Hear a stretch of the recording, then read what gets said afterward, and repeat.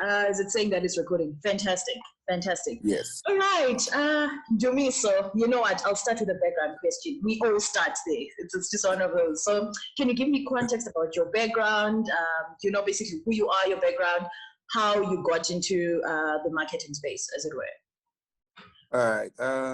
Ndumiso, just a cool dude. Yeah. Born in Pretoria, raised in Rustenburg. Basically, I grew up in a loving family of four, just me, my mom, my dad, and my little sister. And they've always been, honestly, the backbone of me actually being able to penetrate my dreams and actually do things that I want to do, you know. Yeah.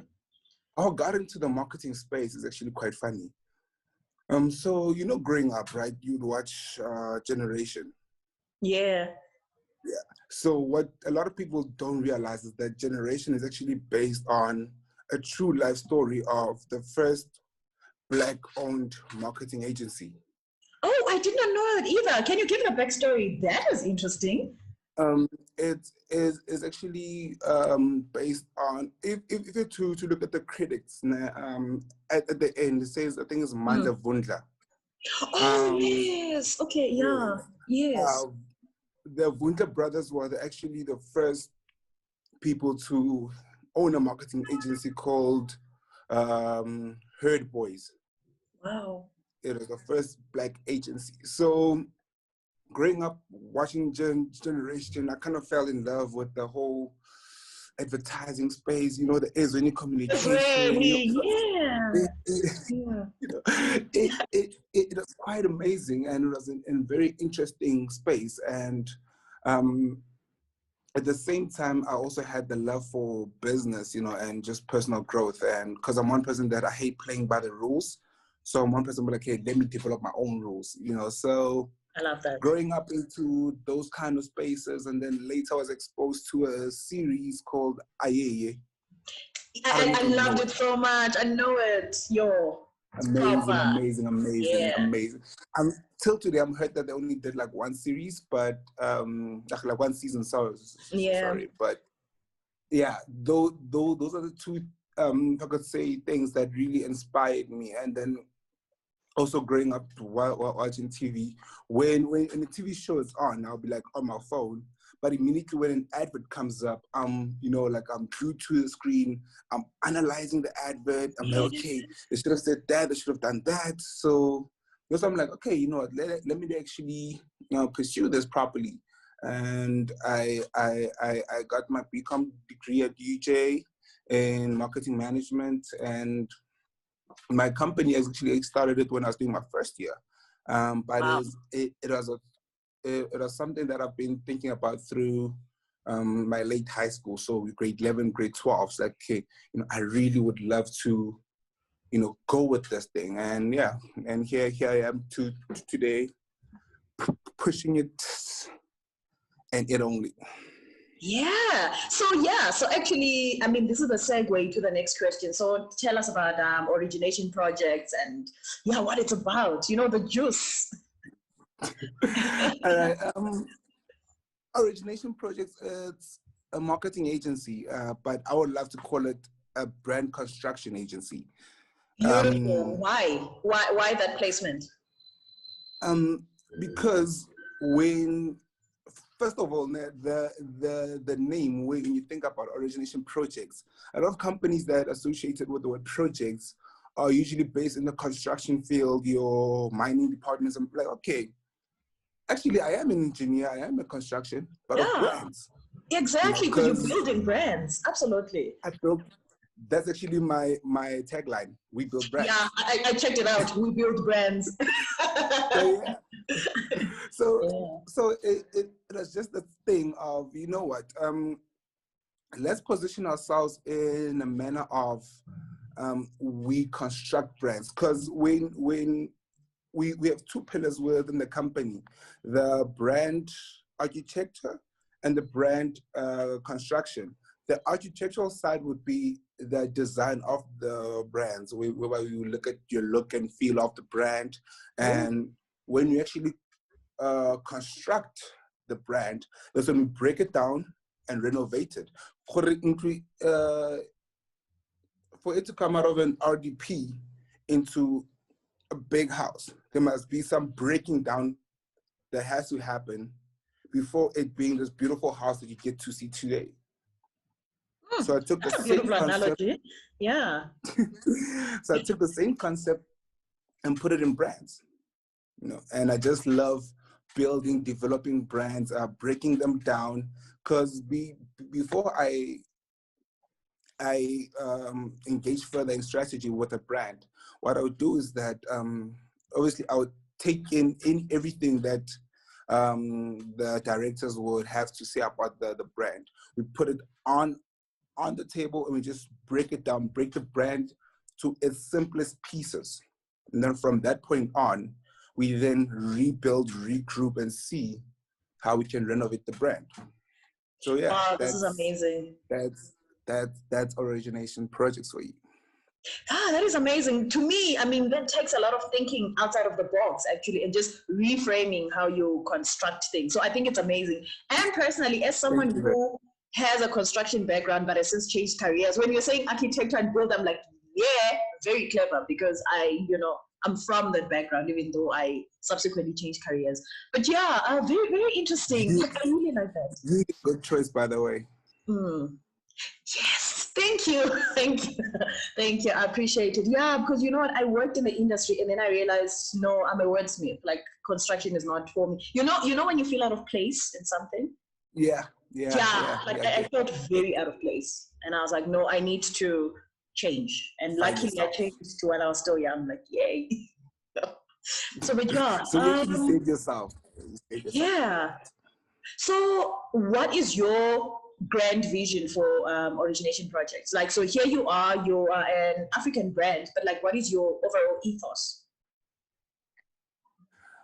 Like you said in the beginning, we were discussing who's gonna tell our brands better than, who's gonna tell our stories better than us. Yes. And it's the kind of energy or the philosophy that I've placed into the brand, like, let's tell African stories the African way for the African people. Because with that said, I want OP to okay, by the way, when I say OP, I'm referring to origination project. Got it. So I would love OP to be in a place whereby we tell African stories to the root of it, and being able to sell the journey of a brand. And, big or small, no brand should be too small for us to squeeze in or too big for us to run with, So we just want to be at the forefront of telling African stories and being the gateway for big brands that want to penetrate your township markets, for an example, because that's where the people are. And you can, for example, you can never give a man a job to tell a woman's story. Yes. It has to do with people who are within that space, who understand the space and who are living in that space.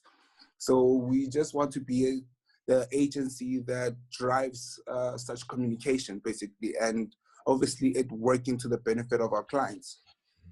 Wow, I really love that ethos. And interestingly, it actually works, perpendicular to mine as well, because the reason why I actually do this, I'm like, you know what, I want to be able to expose, people within the creative industries from an African perspective. So, your brand is also in line with that. I think that is fantastic, So, I'm just thinking now, like someone who is like up and coming, someone who's like in matric, and they're like, wow, how do I get into the space? Like, what do you tell them? Like, how do I get into marketing? What skills do I need? How do I get into the space to really like assert myself into the industry, as it were? With marketing it being a broad space, and for the mere fact that every business out there needs marketing, you as an individual, you need to find yourself first.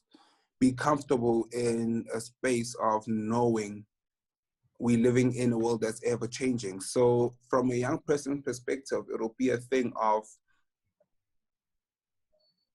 read a lot about the industry. Spend a lot of time online, not just even now that the world's so digital. Social media is not just used for posting pictures and having fun, but is rather a learning tool of how do brands communicate. So taking such things that you are exposed to on a daily, things that you took for granted and thought it was just a platform just to like your friends' pictures and so forth, use such platforms to learn more about the industry, learn what are the current trends, what's happening, and the evolution of the industry. You know, it's something it's information that's always there, but most importantly, it has to do with you as an individual. Is it a space that you love to be in? You know, it's not as rocket science as we right now. You need to let's say go overboard and stress yourself about a lot of things, but just focusing on your craft. Find a path within the industry that makes sense to you, because you get people who are in the design element of things, the copy of things, you know. So just finding a space that makes sense to you and mastering your craft in it. That is beautiful. Like, I'm listening to this and I'm like, yeah, I can totally see I mean, look, I'm not a marketer, so actually to that end, I might actually contact your services. Hey, you know? So, yeah, I'm just thinking of what you said about how people should basically be on the cutting edge of technology and observe trends. I mean, that's the gist that I was getting from what you were saying about just checking online and seeing how, you know, brands communicate with each other. I mean, I feel like that goes in tandem with trends and observing like behavior, whether that's from brands or from consumers and all of that. So I think, wow, I think that is really fantastic, you know. So now I'm just thinking about the mindset. What kind of mindset must you have to be in this kind of industry? Crazy. It must just be crazy. It's the crazy, isn't it? It might just be crazy. You just need to be brave. Yeah, so crazy and bravery. Yeah, definitely. You just don't. It's not a space to be shy. I like that. There's no such thing as a stupid idea within this industry. You know, it's just something that you have to be brave enough to try whatever you think might work, and also being for lack of a better word, aware that this might not work, but what's your alternative? So you have to literally be on your toes and be ready to think of what next. Okay, I like that. I like that. So at which point then is there a thin line between using conservative strategies and being controversial? Like how does one, how is the interplay between these two? Like how does one navigate controversial versus conservative and taking into cognizance the kind of target markets and other such factors? You know, with such, it's honestly a thing of knowing who you're serving.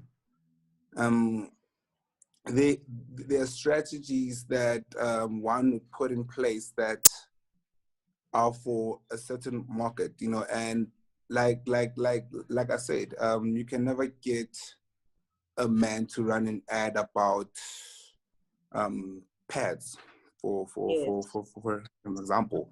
It's literally a thing of being able to place your strategies in order to actually speak to your target market. And with that, it goes back to being crazy and being able to think out of the box. And you know, the answer is not as far as you might think it is. Okay, I like that. So the answer is not as far as you think it is. So in essence, it's just about reframing some of the things that you have. Because, you know, I'm thinking of an idea where someone says that there is no original idea under the sun. So it's like, in essence, you are just reinventing the wheel that is already in existence. You know, I mean, do you agree to that perhaps, or you do believe there are original ideas? Well, there is space for new things to be invented and, you know, and just being thought through. But in the nutshell of it, it's all about evolving. How to better do something, you know. So it's honestly as contradictory as this might be, but it's an open field thing that you can. It sucks because it has happened to me like a lot of times. I would think of a great idea, and I'm like, yes, I'm literally the only one to think of this thing. Then jiggy, you watch something here, and you see the exactly same thing being rolled out. You're like, oh shoot! So the only thing that delayed you was the executional of things, like being able to execute things. And we live in a time whereby when you're thinking of something, probably someone is thinking of it, if not in a better way than what you are, you know. So it then fights the thing of, is it an original idea? Or because we get inspiration from different aspects of life. You know, you might look at one thing this way, and I look at from the side of it, and then we might get different feeds out of it. You know, so yeah, it really is an open field, and whichever one works for you. You just have to be able to implement it the best way possible. I like that.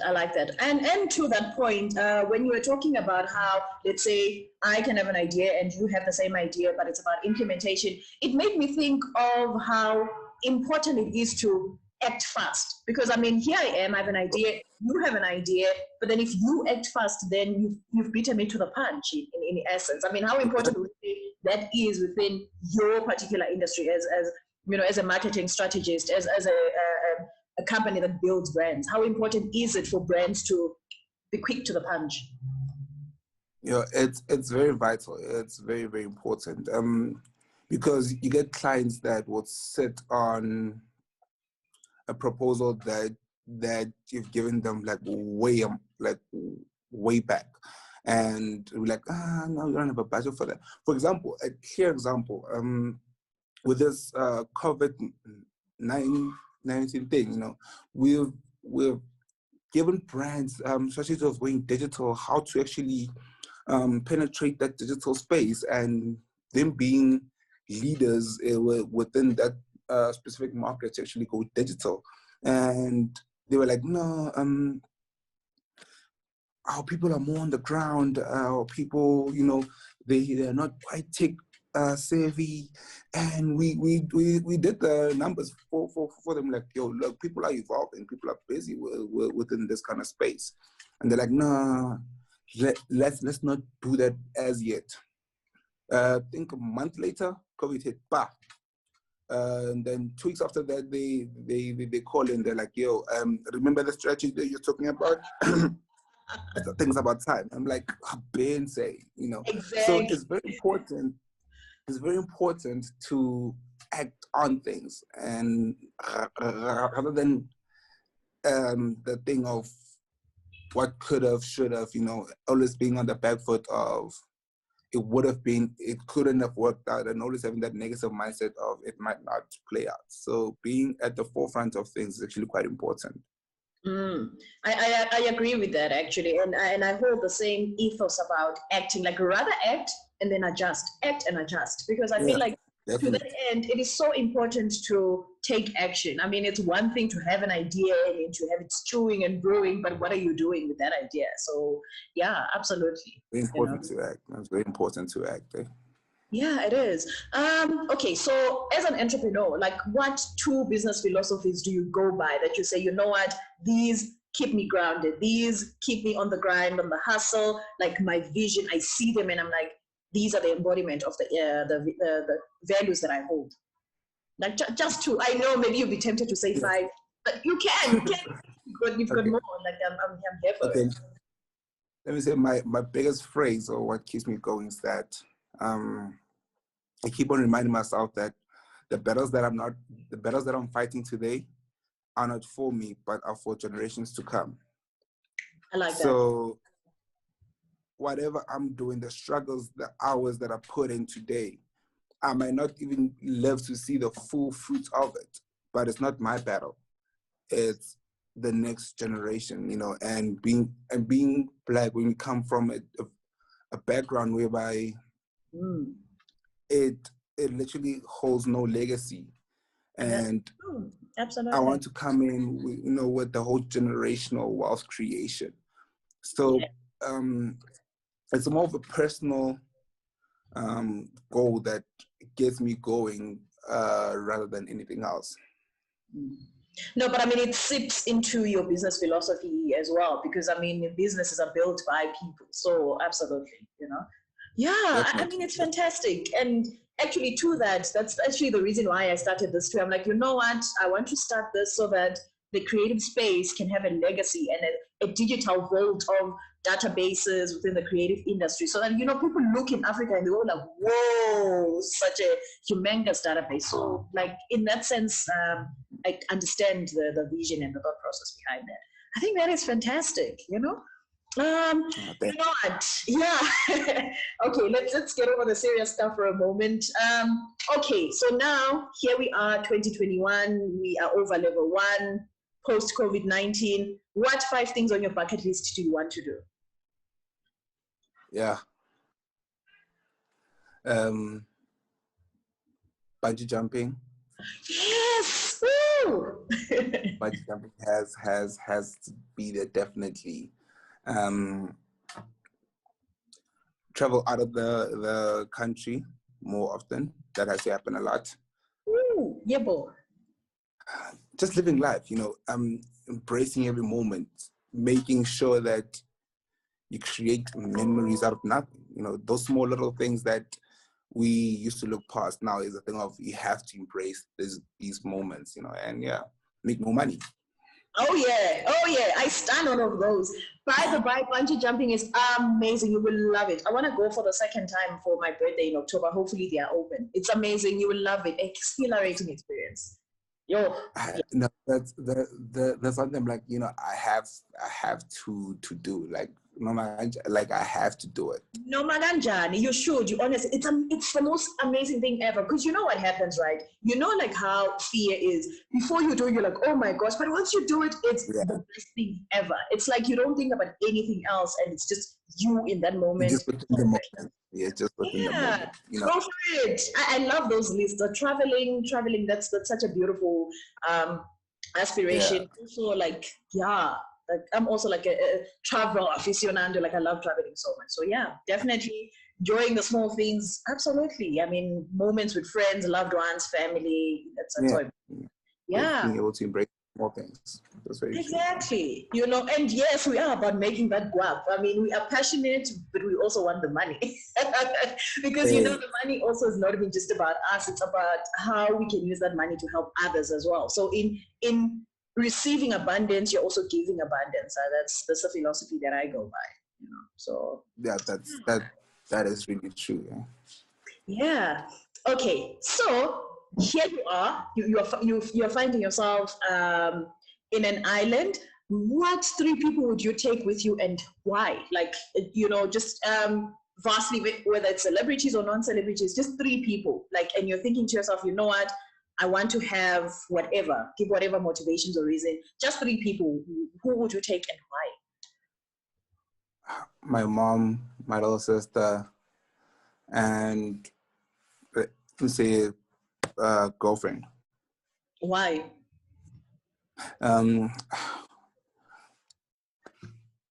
What could be better than being in a private space with the people that you love the most, that matter to you the most? You know, it's just a thing of building that bond, I guess, and knowing that whatever might happen here, these are the people that got me, and yes, I wouldn't suffer while they here, and same thing as they won't suffer when I'm around. Okay. Wow, that's really profound. I like that. Okay, so now I'm changing the question. So now How about 3 celebrities? Like, okay, now we're changing the question completely. So it's not an island. You are going out for dinner. Which celebrities would you want to pick their brains on this dinner date and why? Just 3. Yeah, definitely my Casper Nyovest has to be there, without a doubt. Who else actually? Do they have to be like celebrities or big industry players as well? Big industry players, celebrities, as long as they are influencers in their own right. Oh, in that case, then I would also tag along Zibusiso and Veli, the owners of Avatar, the marketing agency. So why would you take these 3? That's such an interesting choice. Like, I wonder why. Like, you've chosen them specifically for a reason. Why? I mean, Casper being a creative, that guy's thinking process is amazing, and him being able to do things the way he does them, it's just beautiful. And Veli and Zibusiso being market leaders.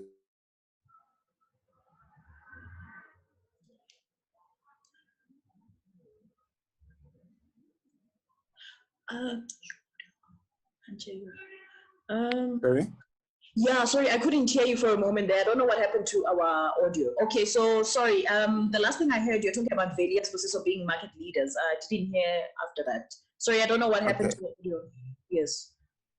Oh, sorry. I was saying the reason why I'll take those 2 along is because of the role that they play within the industry. I can't think of anyone that knows the industry better than them by far. And there are people that, I really look up to, and I've been following them for quite some time. So being in their space would be a blessing and a half. I really love that. I think that is fantastic. And the reason why I ask these questions, because I want to get like a deeper insight into who you are as a person and your thought process around the things that you think about. So yeah. Okay, I think as we come to the end of our interview, which was lovely, by the way. Thank you so much. It was amazing. Yeah. So like what like origination projects, how would you describe it in just 2 words? Like if you want people to say this is what origination project is about, just 2. Building brands. Away. That's it.